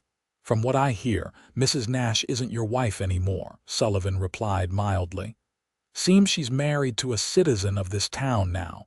Gerald's face darkened with fury. What did you say? You heard me. Sullivan stepped further into the room, his deputies flanking him. Beatrice Wright is now Beatrice Nash, legally married to Nathan Nash 4 days ago. I witnessed the ceremony myself. That's impossible, Gerald spat. She's already married to me, has been for 3 years. Well, that does present a legal puzzle, Sullivan admitted. One that would need to be sorted out by a judge, I expect. In the meantime, I'm going to have to ask you and your friends to come with me to my office. We can discuss this matter civilly there. Gerald's hand inched toward his gun. I'm not going anywhere without my wife. I wouldn't do that if I were you, came yet another voice, this one from the staircase leading to the upper floors. Nate stood halfway down the stairs, his revolver drawn and aimed squarely at Gerald.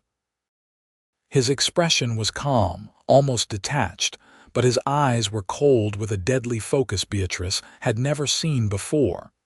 You, Gerald snarled, recognizing him, you're the one who took her. I didn't take anyone, Nate replied evenly. I helped a woman escape a violent man who was beating her in the street. Everything after that was her choice. Gerald laughed harshly. Her choice? She's my wife. She doesn't get choices. That's where you're wrong, Nate said, descending the remaining stairs to stand beside Beatrice. She's made her choice, and it isn't you. Now you can either walk out of here peacefully with the marshal, or you can try something foolish and regret it for the very brief remainder of your life. The tension in the room was palpable as Gerald weighed his options, clearly calculating the odds against him, the marshal and his deputies. Nate with his drawn revolver, even Martha with her shotgun. His men shifted uncomfortably, awaiting his decision. Finally, with a last venomous glare at Beatrice, Gerald raised his hand slightly. Fine. We'll talk at your office, Marshal, but this isn't over. That woman belongs to me, and I'll prove it in court if I have to. Your choice, Sullivan said, gesturing toward the door. But I should warn you, the circuit judge won't be through for another month at least. Till then, the lady stays right where she is. As the marshal and his deputies escorted Gerald and his men outside, Nate holstered his weapon and turned to Beatrice. Are you all right? She nodded, though her hands were shaking. How did you know they were here? I was with the marshal when one of his deputies spotted them riding into town. We set a trap. I came in through the back while Sullivan watched the front.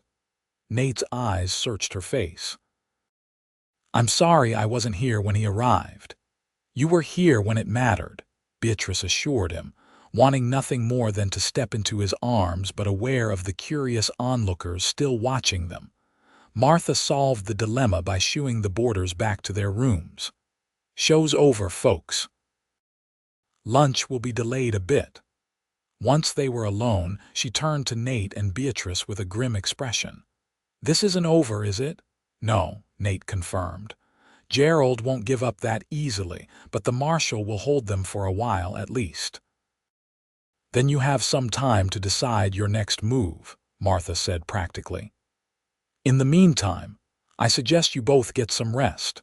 You look like you need it. In their room, Beatrice finally allowed herself to collapse onto the edge of the bed, the full impact of the confrontation hitting her. Nate sat beside her, his arm around her shoulders, steady and reassuring. He hasn't changed, she whispered. I could see it in his eyes. He still thinks he owns me. But he doesn't, Nate reminded her gently, and he never will again. Beatrice leaned into his embrace, drawing strength from his presence. What do we do now? Gerald won't stay in that jail cell forever. No, he won't, which means we need a more permanent solution. Nate's voice was thoughtful. The marshal mentioned that Gerald was asking questions in town yesterday before he showed up here. Apparently, he's been telling people you're unstable, that you ran away during an episode of hysteria. Beatrice straightened, indignation flaring. That's absurd. No one would believe that. Some might, especially coming from a seemingly respectable man claiming to be concerned about his wife. Nate's expression was grim. It's a tactic, Beatrice. If he can convince enough people you're not of sound mind, it undermines your credibility when you speak about his abuse. The realization sickened her. So even if I tried to divorce him, he'd fight it, claiming I wasn't competent to make such decisions. Exactly, which is why we need to approach this differently. Nate took her hands in his. The marshal and I were discussing options. There's a federal judge in Tucson who's known for his progressive views on women's rights. If we can get your case before him instead of waiting for the circuit judge, you might have a better chance at a quick divorce. Hope flared briefly in Beatrice's heart, only to be dampened by practicality. Tucson is at least a week's journey from here, and Gerald would follow us. Not if he's detained here, Nate countered. The marshal is looking for grounds to hold him longer. Apparently, there might be outstanding warrants for some of Gerald's men from other territories. So we'd go to Tucson while Gerald is held here. Beatrice considered the plan. It could work if the timing is right. Nate nodded. The marshal is sending a telegram to Tucson today to inquire about the judge's schedule. If he's available soon, we could leave within a day or two. The prospect of another journey, another escape, left Beatrice feeling both exhausted and determined. All right, she agreed. If this judge can help me secure a divorce quickly, it's worth the risk. Nate squeezed her hands gently. In the meantime, we need to be vigilant. Gerald's men are still in town, even if he's in a cell, and we can't assume they're all being held. I understand. Beatrice managed a small smile. It seems I'm destined to be on the run with you, Mr. Nash. Nate returned her smile, his eyes warming. There are worse fates, Mrs. Nash. The intimacy of the moment was broken by a knock at their door. Martha stood outside, her expression worried. The marshal's deputy is here, she said without preamble. There's been a development. The deputy, a young man barely out of his teens, shifted nervously as he delivered his message. Marshal Sullivan sent me to warn you. One of Wright's men posted bail and left town about an hour ago. The marshal thinks he's gone for reinforcements. Nate's expression hardened. How long can Sullivan hold the others? Wright himself is being held on charges of threatening the marshal and disturbing the peace. That's good for 3 days at most, the deputy replied. The other 2 men have outstanding warrants from New Mexico territory, so they'll be transferred there once the paperwork arrives. And the marshal's telegram to Tucson, sent this morning. We're waiting on a reply. After the deputy left, Nate paced the room, his mind clearly working through their options. If Gerald's man brings back reinforcements, the situation could escalate quickly. The marshal's office isn't equipped for a serious confrontation. So we leave, Beatrice asked. Not yet. Not until we hear from Tucson. Nate stopped pacing and turned to her. But we should be prepared to move quickly if necessary. That evening, as they lay in bed, Beatrice found herself unable to sleep despite her exhaustion. The day's events kept replaying in her mind: Gerald's arrival, the confrontation, the barely averted violence. She was acutely aware of Nate beside her, his breathing even but not deep enough for sleep. "Nate," she whispered into the darkness. Would you hold me? Just hold me." Without hesitation, Nate shifted closer, his arm wrapping around her as she turned to face him. In the dark, she could just make out the outline of his features as he gazed down at her. "Better?" he asked softly. "Much." She settled against him, her head resting on his shoulder, his steady heartbeat beneath her ear a comforting rhythm. "Thank you." Nate's hand stroked gently along her back. "For what?" "For being nothing like him. For showing me what it means to be truly cared for." She tilted her face up to his. "For making me feel safe." In response, Nate lowered his head to kiss her, a tender, unhurried exploration that spoke of genuine affection and deepening emotion. When they parted, he rested his forehead against hers.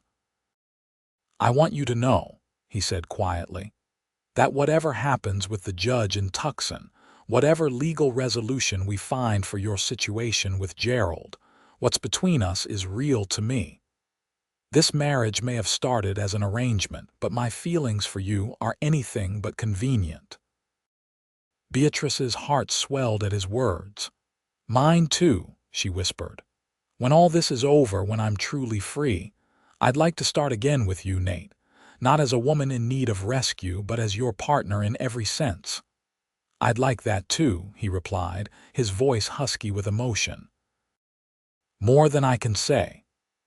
They fell asleep in each other's arms, the uncertain future temporarily eclipsed by the certainty of what they had found together. The next morning brought news from Tucson. The federal judge was indeed in residence, and would hear Beatrice's case in 1 week's time. The telegram also confirmed that evidence of physical abuse would be grounds for an immediate divorce, especially if corroborated by witnesses. "This is our chance," Nate told Beatrice as they discussed the news with Marshal Sullivan in his office. "If we leave tomorrow, we can reach Tucson with time to spare before the judge's hearing." Sullivan nodded his agreement. "I've arranged for a stage ticket tomorrow morning. It's not the most comfortable way to travel, but it's faster than going on horseback, and you'll have the protection of other passengers and the shotgun guard." "What about Gerald?" Beatrice asked. "I can hold him for 2 more days on the current charges," Sullivan replied. "After that, unless something else comes up, I'll have to release him. But by then, you'll be well on your way to Tucson." The plan seemed solid, but as they left the marshal's office, Beatrice couldn't shake a sense of unease. "It feels too easy," she confessed to Nate as they walked back to the boarding house. "After everything, can it really be as simple as a hearing before a judge? Nothing about this has been easy," Nate reminded her. "And the hearing is just the first step. Once you're legally divorced, we'll still need to decide where to go, how to build a life together." He squeezed her hand reassuringly. "But yes, I believe the worst is behind us." That afternoon, Beatrice packed her few belongings while Nate went to make final arrangements for their journey. The boarding house was quiet, most of the guests out about their business in town. Martha had gone to the general store for supplies, leaving Beatrice alone with her thoughts as she folded her clothes into a small carpet bag. The soft creak of a floorboard was her only warning before a hand clamped over her mouth from behind. "Make a sound and you're dead." A voice growled in her ear, not Gerald, but one of his men, the one who had posted bail and supposedly left town. "Your husband wants to see you." Terror froze Beatrice as the man dragged her toward the door, his other hand pressing something hard against her side, a gun. She realized with growing horror. Her mind raced, remembering Nate's instructions from their journey. Look for opportunities, stay calm, think clearly. As they reached the hallway, Beatrice deliberately went limp, her sudden deadweight causing her captor to stumble. In that moment of imbalance, she drove her elbow back with all her strength, connecting with his stomach. His grip loosened enough for her to wrench free and run toward the stairs. "Bitch," the man snarled, recovering quickly and lunging after her. Beatrice reached the top of the stairs just as the front door opened below. Martha stood there, basket of supplies in hand, her expression changing from surprise to alarm as she took in the scene. "Run!" Beatrice screamed, even as her pursuer caught the back of her dress, yanking her backward. Martha dropped her basket and reached for the shotgun she kept near the door. But before she could raise it, 2 more men burst in from outside Gerald's other companions, somehow freed from jail. One of them tackled Martha, sending the shotgun clattering across the floor. Beatrice fought with desperate strength, kicking and clawing as her captor tried to subdue her. Her fingers found his eyes, and she dug in mercilessly, earning a howl of pain and a momentary freedom as he released her to clutch at his face. She stumbled down the stairs, intent on reaching the fallen shotgun, but the third man intercepted her, grabbing her around the waist and lifting her bodily from the floor. Despite her struggles, he carried her toward the door, her screams muffled by his hand. Outside, a wagon waited, Gerald at the reins. His face was a mask of cold fury as his men bundled Beatrice into the back, binding her hands with rough rope. "Thought you could make a fool of me," he spat, leaning back to grab her chin in a bruising grip. "We'll see how your fancy new husband likes finding you gone when he returns." "He'll find me," Beatrice said with more confidence than she felt. "Nate will hunt you to the ends of the earth." Gerald laughed, a harsh sound devoid of humor. "Let him try. By the time he figures out where we've gone, you'll be begging to be my obedient wife again." He nodded to his men. "Make sure the old woman can't raise an alarm too quickly." As the wagon pulled away from the boarding house, Beatrice strained to see what was happening inside. The man who had tackled Martha appeared to be tying her to a chair. At least they weren't killing her, Beatrice thought with grim relief. The wagon moved swiftly through Silver Springs, avoiding the main street where the marshal's office was located. They headed south, the opposite direction from Tucson, following a rough trail that soon left the town behind. Beatrice's mind worked furiously, trying to memorize landmarks to gauge time and distance. If when Nate came looking for her, any information she could provide might help.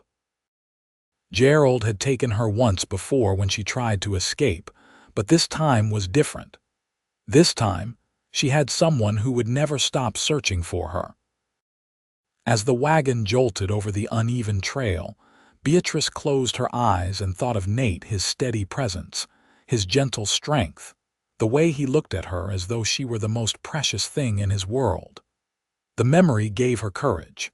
Whatever Gerald had planned, she would survive it. She would find a way back to Nate. She had to. Nate returned to the boarding house in high spirits, having secured not only stage-coach tickets, but also letters of introduction to the judge in Tucson from several prominent citizens of Silver Springs. His mood evaporated instantly when he saw the front door standing ajar, Martha's scattered groceries still on the porch. Drawing his revolver, he entered cautiously, his senses on high alert. The front hall was empty, but he could hear muffled sounds from the parlor. Following the noise, he found Martha bound to a chair, a gag in her mouth, her eyes wide with urgent warning. Nate quickly checked the room for threats before holstering his weapon and removing Martha's gag. "What happened?" he demanded as he worked on the ropes binding her wrists. "Gerald's men," Martha gasped as soon as she could speak. "They took Beatrice, ambushed us about an hour ago." Tears of frustration filled her eyes. "I tried to stop them, but there were 3 of them. Which way did they go?" Nate asked, his voice deadly calm even as rage and fear coursed through him. "South, I think. They had a wagon." Martha rubbed her wrists as the ropes fell away. "How did they get free? The marshal, I intend to find out." Nate helped her to a chair, his movements efficient but gentle. "Are you hurt?" "Nothing serious.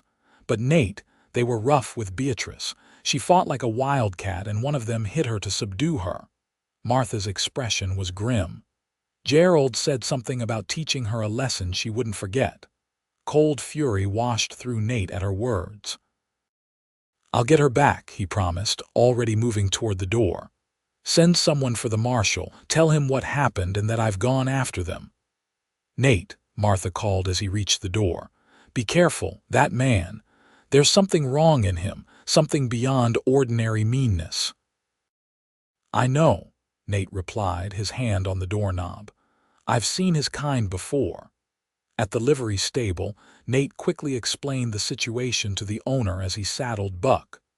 "I need to borrow a rifle and extra ammunition," he concluded, "and any information about trails heading south from town." The liveryman, a grizzled veteran who had taken a liking to Nate, nodded without hesitation. "Take my Winchester and all the shells you need. South Trail forks about 5 miles out. Left fork goes to the old mining camp at Rattlesnake Gulch. Right fork eventually hits the territorial road to Mexico. Would either place make a good hiding spot? Rattlesnake Gulch has some abandoned cabins. Might be what they're looking for if they want to hole up for a while." The liveryman handed Nate the rifle and a box of ammunition. "But it's rough country, especially for a wagon." Nate nodded his thanks, checking the rifle before securing it to his saddle. As he mounted Buck, the liveryman offered one last piece of advice. "If you're going after armed men, son, don't give them any warning. First shot should be your last, if you take my meaning." The cold certainty in Nate's eyes was answer enough. He rode hard for the first few miles, pushing Buck as fast as he dared on the rocky trail. The wagon would be slower, especially if they were trying to avoid detection, which gave him a chance to catch up. At the fork, he dismounted to study the ground, looking for signs of their passage. The left fork toward Rattlesnake Gulch showed clear wagon tracks, relatively fresh. Nate remounted and followed, moving more cautiously now, alert for any sign of sentries or traps. As the trail wound deeper into increasingly rugged terrain, he began to understand why Gerald might choose this location. The narrow canyon with its steep walls offered limited approaches, making it easy to defend and hard to assault. The sun was low on the horizon when Nate finally caught sight of smoke rising from among the abandoned structures of the old mining camp. He left Buck concealed in a stand of scrub oak and proceeded on foot, using the gathering shadows to mask his approach. Rattlesnake Gulch consisted of perhaps a dozen dilapidated cabins clustered around what had once been a mine entrance, now collapsed and overgrown. Most of the structures were little more than ruins, but one cabin near the center showed signs of habitation, the source of the smoke, and the only building with intact windows and door. Moving silently from cover to cover, Nate worked his way closer, Winchester rifle cradled in his arms. From behind a tumbled wall of stones, he finally had a clear view of the cabin and the wagon parked beside it. 2 men sat outside, rifles across their laps, sharing a bottle and occasionally glancing toward the trail. Of Gerald and Beatrice, there was no sign, but a flicker of lamplight showed through the cabin's single window. Nate studied the situation, calculating distances and lines of fire. The 2 guards were his first obstacle, but there might be a third man inside with Gerald and Beatrice. As darkness deepened, Nate circled the camp, approaching from behind the cabin where the guard's view was obstructed. A small window at the rear provided a glimpse inside Gerald pacing before a fire, gesturing angrily as he spoke to someone out of view. Nate shifted position slightly and felt his blood run cold. Beatrice sat on a rough wooden chair, her hands bound behind her back, a livid bruise forming on her cheekbone where someone had struck her. Her expression, however, was not one of fear but of defiance. Her chin lifted as she stared back at Gerald with undisguised contempt. The third man was there too, standing near the door with his rifle, watching the confrontation with obvious discomfort. From snippets of conversation that reached him, Nate gathered the man was having second thoughts about their plan, especially now that kidnapping was added to their crimes. Nate retreated to consider his options. 3 armed men, 1 hostage, and limited approaches made for a dangerous situation. A direct assault could put Beatrice at greater risk, but waiting for reinforcements from town might give Gerald time to move her again or worse. The decision was made for him when a scream rang out from the cabin, followed by the distinct sound of a slap. Without conscious thought, Nate was moving, all caution abandoned in favor of immediate action. He approached the front of the cabin in a low crouch, using the wagon for cover. The two guards outside had tensed at the scream, one rising to his feet with a nervous glance toward the door. "Told you he'd lose his temper," the standing guard muttered to his companion. "This is getting out of hand." "Shut up and keep watch," the second man growled. "Wright knows what he's doing." Nate leveled the Winchester at the standing guard's chest. "Drop your weapons," he ordered, his voice carrying clear and cold in the night air. "Both of you now." The guards froze, then slowly turned toward the voice, their expressions changing from surprise to alarm as they found themselves staring down the barrel of Nate's rifle. "Nash," the seated guard breathed, recognition dawning. "How'd you find us so quick?" "Weapons down," Nate repeated, ignoring the question. "On the ground, then step back." For a tense moment, it seemed the men might resist. Then another cry came from inside the cabin, and the standing guard made his decision, carefully placing his rifle on the ground. "This ain't worth dying for," he muttered, raising his hands. His companion hesitated a moment longer before following suit, his movements slower, more reluctant. As they stepped back from their discarded weapons, the cabin door burst open, and the third man appeared, drawn by the commotion. "What's going?" He stopped short at the sight of Nate and his disarmed companions. His own rifle came up reflexively, but Nate was faster, shifting his aim and firing in one fluid motion. The man dropped with a cry, clutching his shoulder where Nate's bullet had struck with surgical precision. "Inside," Nate ordered the other two, gesturing with the rifle. "Move." They complied, hands still raised, stepping carefully around their wounded companion as they entered the cabin. Nate followed, rifle trained on their backs, his peripheral vision taking in the scene within. Gerald stood by the fireplace, frozen in the act of raising his hand to strike Beatrice again. Her lip was bleeding, her eyes blazing with a mixture of pain and fury. At the sight of Nate, her expression transformed to one of profound relief. "Back away from her," Nate commanded, his voice deadly quiet. Gerald's shock gave way to a sneer. "Well, if it isn't the gallant Mr. Nash come to rescue his damsel." He made no move to step away from Beatrice. "You're outnumbered, Nash. Even with one man down, there are still 3 of us." "I count 2 men and 1 coward hiding behind a woman," Nate replied evenly. To the guards he added, "Against the wall, hands where I can see them." As the men complied, Gerald's face darkened with rage. "You think you can just walk in here and take her? She's my wife." "No, Gerald," Beatrice said, her voice steady despite her split lip. "I'm not your wife anymore. I haven't been since the moment you first raised your hand to me." Gerald's attention shifted back to her, his expression murderous. "You ungrateful, step away from her," Nate interrupted, his finger tightening fractionally on the trigger. "Last warning."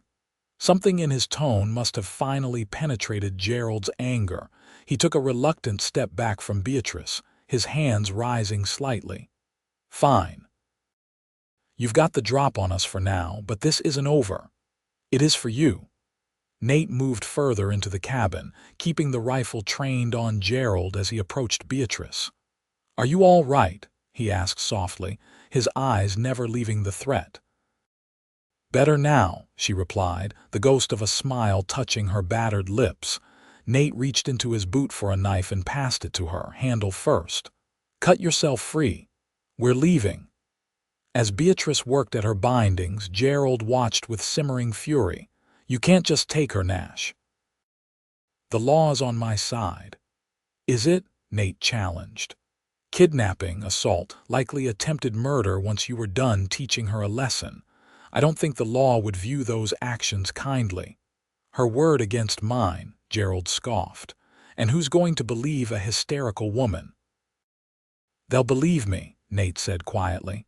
"And the marshal, and Mrs. Kingsley, and all the people in Silver Springs who saw your true nature when you burst into the boarding house making threats." Beatrice stood, rubbing her wrists where the ropes had chafed them raw. "It's over, Gerald. I'm not afraid of you anymore."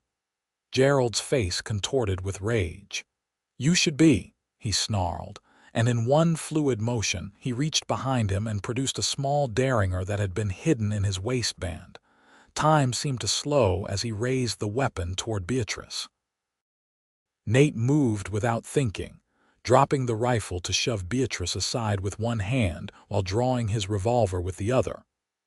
2 shots rang out almost simultaneously, the sounds deafening in the confined space of the cabin.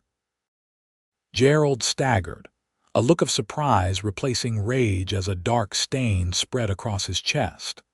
The derringer fell from nerveless fingers as he sank to his knees, then toppled forward onto the rough plank floor. The cabin fell silent except for the crackling of the fire and the ragged breathing of the survivors. Nate kept his revolver trained on Gerald's still form, even as he used his free arm to hold Beatrice close to his side. "Don't move," he warned the 2 guards who stood frozen against the wall, eyes wide with shock. "Not 1 inch." Beatrice trembled against him, her face pressed into his shoulder. "Is he?" "Yes," Nate confirmed grimly, having seen enough death to recognize it instantly. "He's gone." One of the guards found his voice. "It was self-defense. We all saw it. He drew first." Nate nodded slightly, acknowledging the statement without lowering his weapon. "You'll tell that to the marshal when he arrives."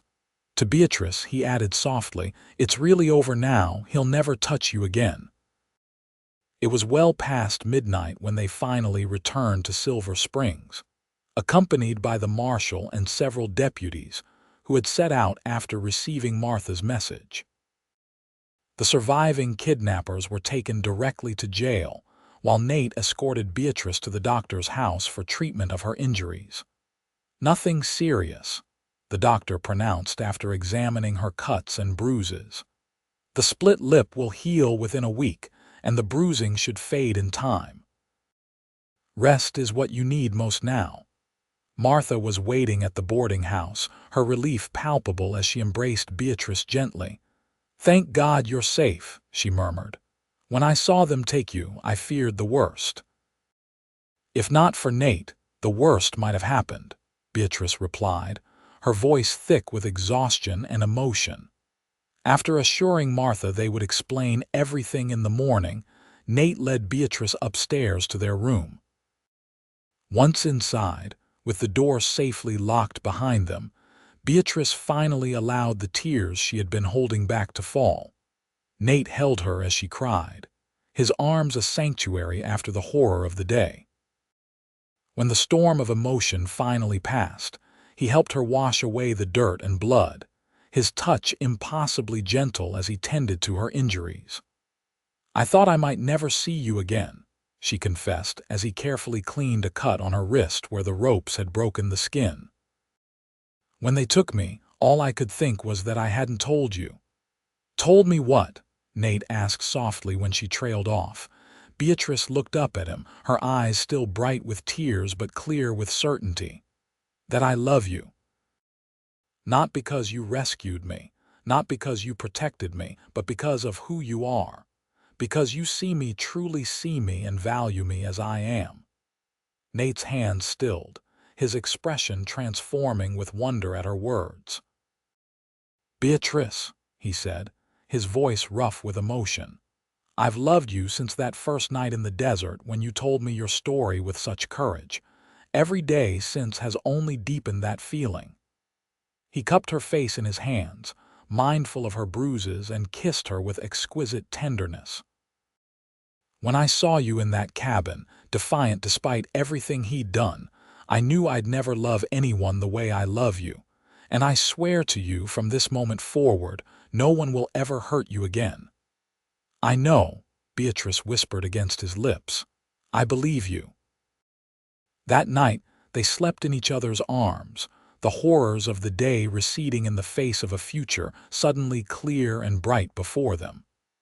Gerald was gone, and with him, the shadow that had darkened Beatrice's life for so long. In the days that followed, there was much to be resolved: statements to the marshal, a formal inquest into Gerald's death that quickly ruled it justified self-defense, telegrams to Tucson explaining why they would not be appearing before the judge after all. "It seems strange," Beatrice remarked to Nate as they sat on the boarding house porch a week after the events at Rattlesnake Gulch, "to realize I'm truly free now. No divorce needed, no legal battles, just free." Nate took her hand, his thumb tracing circles on her palm as had become his habit. "And what will you do with that freedom?" Beatrice turned to him, a smile lighting her face despite the still healing cut on her lip. "Build a life with you if that's still what you want." "It's all I want," Nate assured her, bringing her hand to his lips. "The question is, where? We could stay in Silver Springs. Martha would be glad to have your help permanently at the boarding house. Or we could still look at land up north for that ranch I mentioned." "Or," Beatrice suggested, a hint of hesitation in her voice, "we could do something else entirely. Something that uses both our talents." "I'm listening." "When I was teaching in Ohio before I met Gerald, it was the happiest I'd ever been. And you, with your knowledge of the land, your experience with different cultures." She paused, gathering her thoughts. "What if we started a school? Not just for children, but for anyone wanting to learn. Reading, writing, history, but also practical skills: how to survive in this territory, how to understand and respect its original inhabitants." Nate's expression grew thoughtful as he considered the idea. "A school that bridges cultures. That teaches not just from books but from experience." A slow smile spread across his face. "I like it, but where?"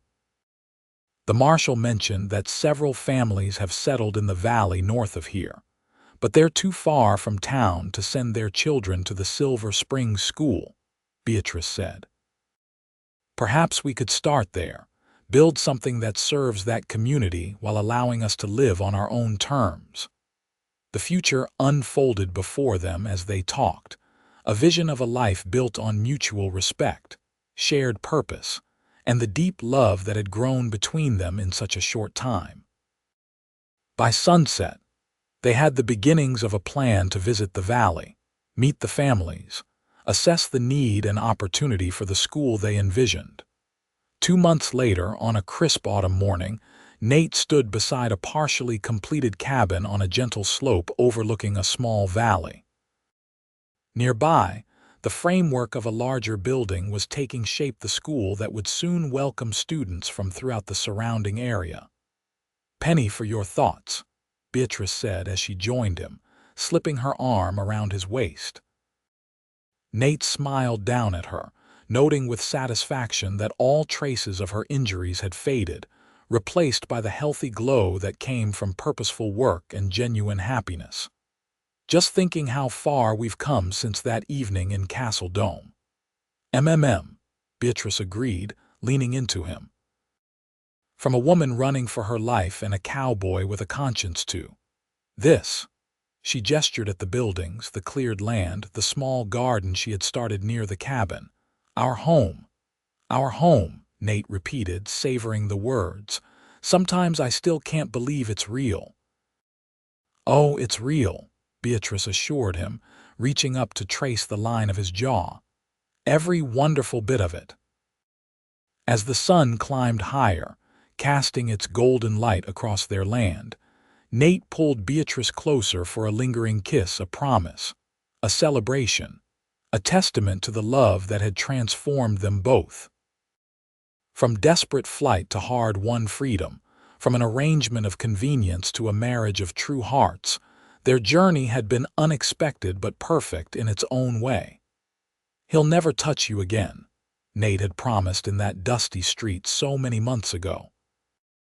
In keeping that promise, he had found not just purpose but home, not just in this place they were building together, but in Beatrice herself.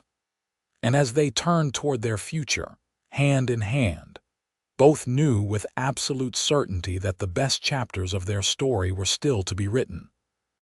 5 years later, the school Nate and Beatrice had envisioned was thriving, a sturdy, welcoming structure at the heart of what had become a small but vibrant community.